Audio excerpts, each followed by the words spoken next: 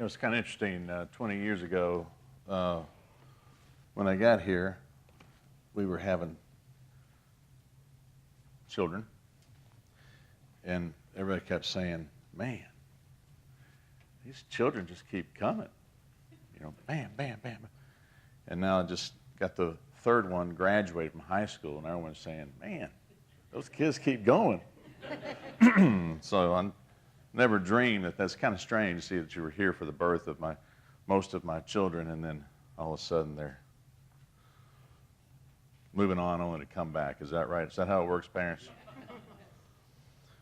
Well, we are cruising into a new series. It's called Living Our Faith, which is a critical part of who we are as a Christian people.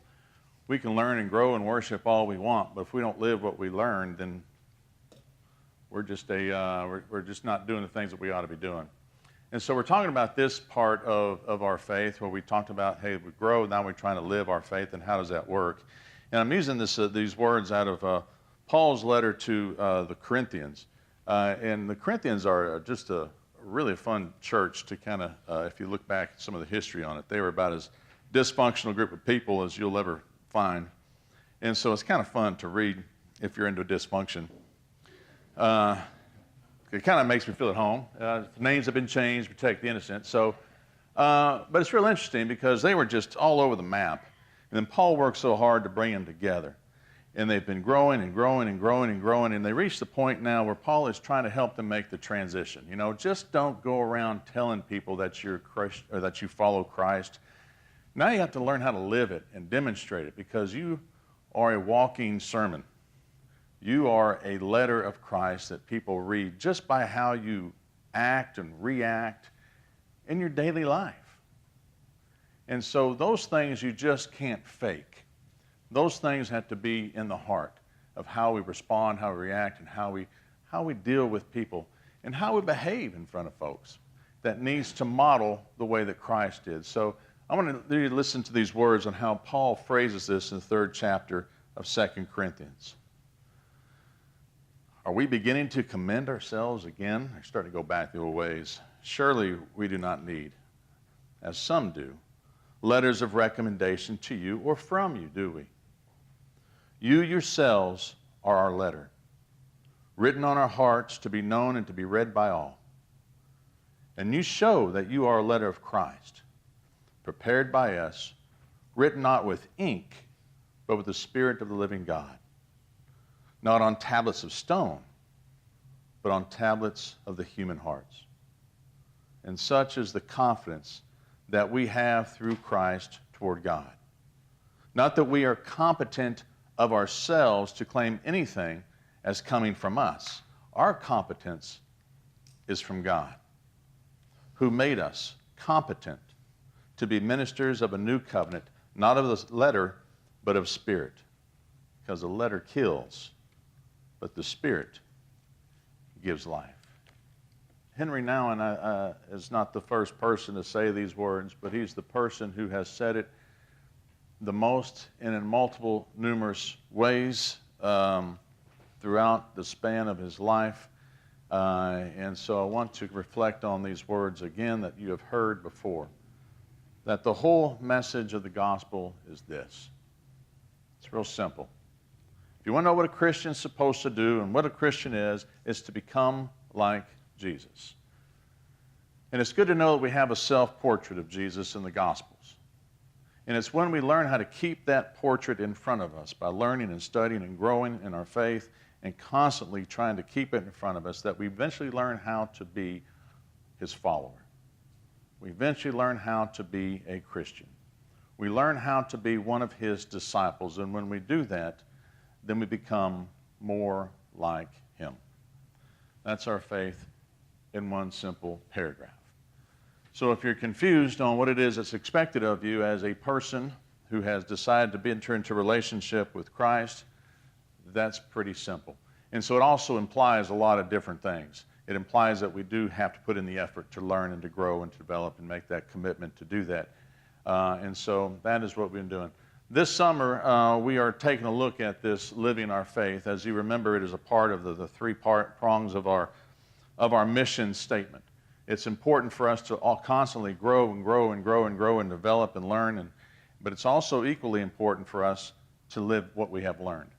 I mean, there's no sense to stay at TCU for 75 years and never leave campus, right? Especially if the money will run out eventually. It's the same way with what we do with our faith. There's no sense just to sit in the classroom, to just come to worship and not do anything outside that reflects what it is that we have learned and how we grow. That is very important. And so how we choose to live or commit ourselves to growing is also how we are trying to live what it is that we have learned. And so we're going to start talking about that this month, about how different ways of which we can live our life every time we leave this building. And anyone that we meet, anywhere that we go, in any situation we find ourselves, how do we live in a way and how do we respond to situations in life that don't get us in trouble, that we don't have to go back and fix? Ever been there before? Okay, you know I have been. Okay. You remember a few months ago we had worship service in Cuppet Hall. We celebrated a lot of the ministries in the church. We brought up some songs that were in there. And I remember at the end of the worship I was thinking, wow, those songs that we use in there really made a difference, impact on me on how we are to live our lives and how those songs are preparing us to live our lives outside the walls of church. As I mentioned earlier, what we're trying to do when we leave this place is to go out into the world and reflect Christ. What we're trying to do is trying to emulate the nature of God in a loving, caring, compassionate way to other people. And it is, as we mentioned earlier, that we are a walking sermon to people. Whatever people see in us is what they see God to be. And that is why so many people outside of our faith do not want to be a part of the faith, because they see things that do not seem to be consistent with the God of compassion and grace. And so the question I want you to struggle with today is on our board this morning. So what do people know about Christ as they watch the way that you live your life? Everybody observes. Everybody is watching. And if you say you are a Christian, what do people learn about Jesus by the way that you live your life every day? What kind of picture does that bring up?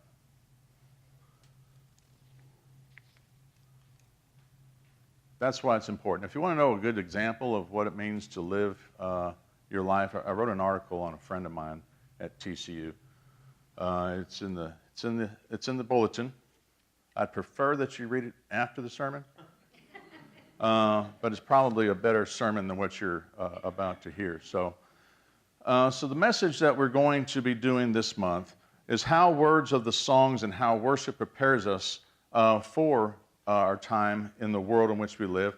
But it's also the songs are like our sermons and prayers, that they influence us to be Christ in the world in which we live. The song that we're focused on today was what we sang during the prayer hymn in the sanctuary. It's a song that was written to help us keep God, as Henry Nouwen would say, in front of our eyes when challenges of life occur, or as a preventative measures to keep our life from being a bigger mess than they really have to be.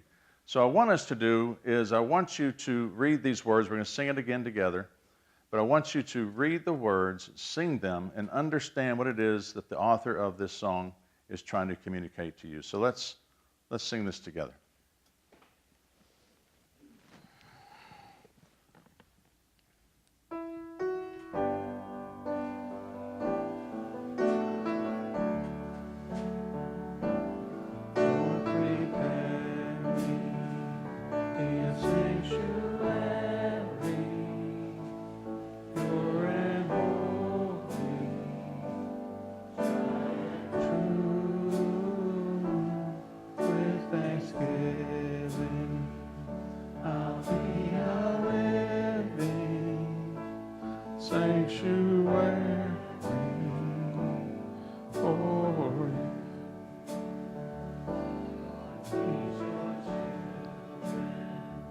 To stop their fighting, start uniting, all as one.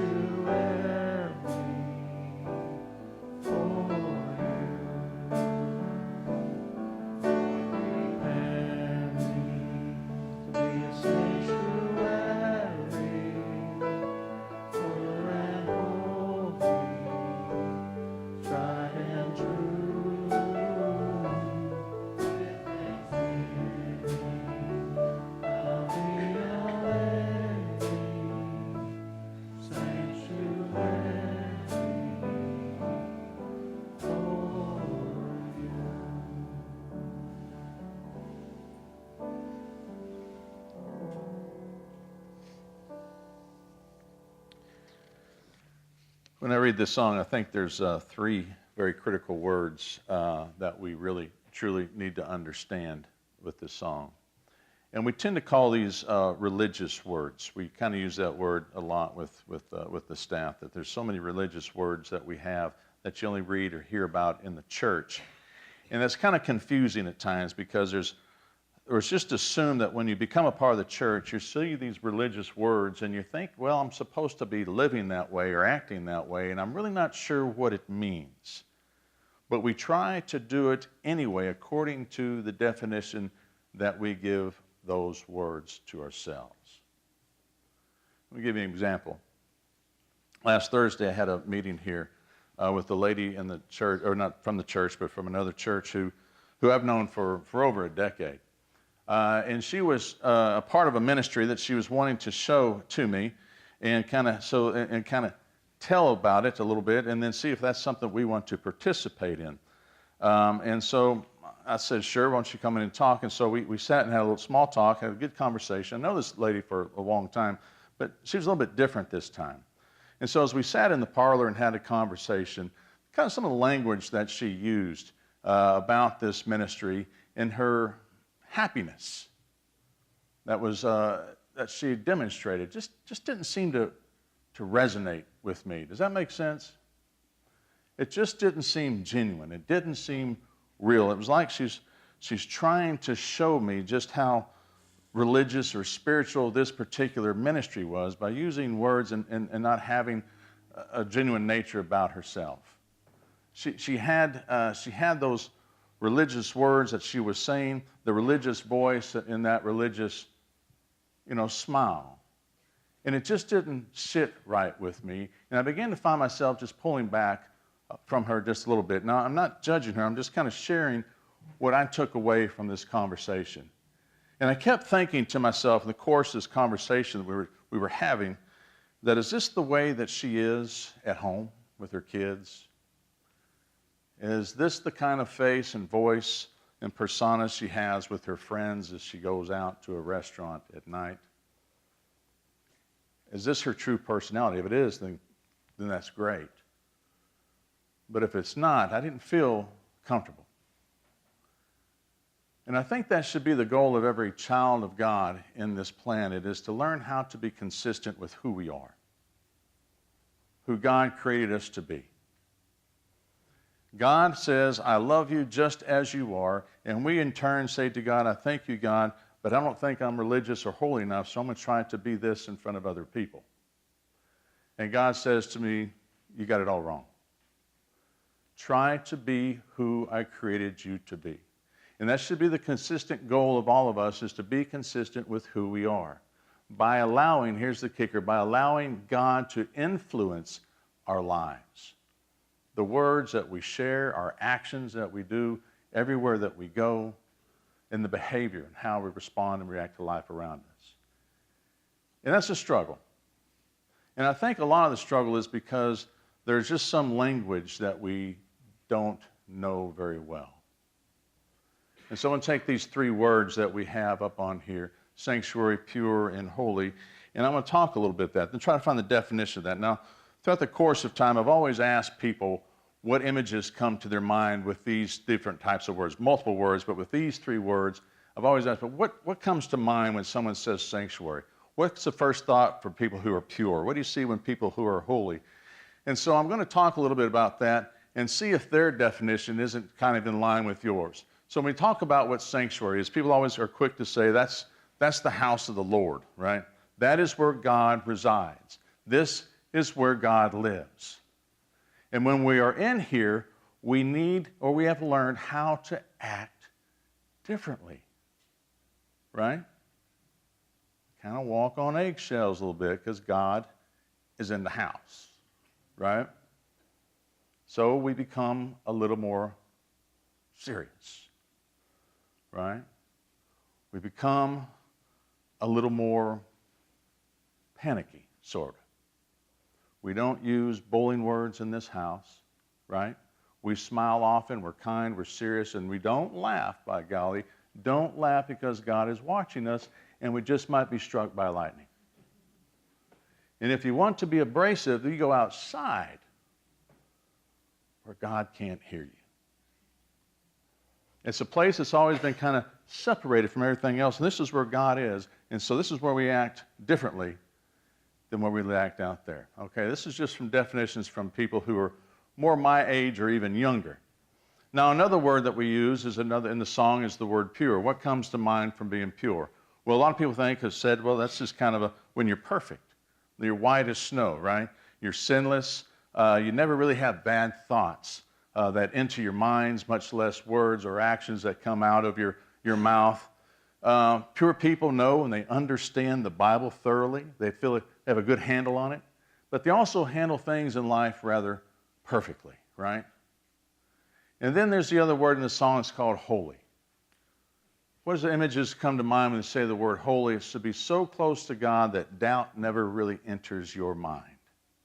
You never really question the direction that you're going in life. Never tempted.